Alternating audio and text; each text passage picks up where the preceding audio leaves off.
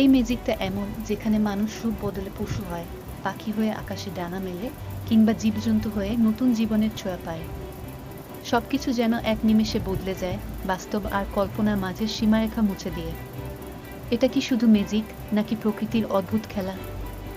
Transmission ম্যাজিকের মজা এখানেই, তোমার চোখের সামনেই সবকিছু ঘটে, অথচ তুমি কিছুই ধরতে পারবে না।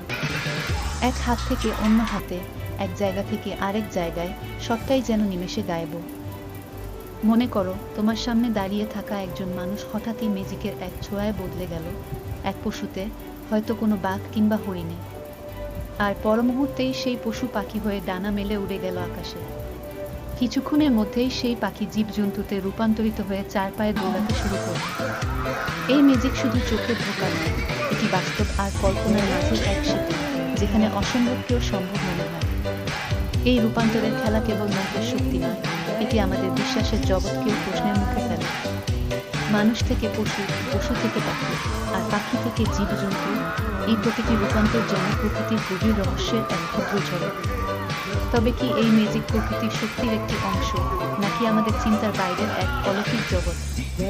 এটা সেই মুহূর্ত যেখানে সময়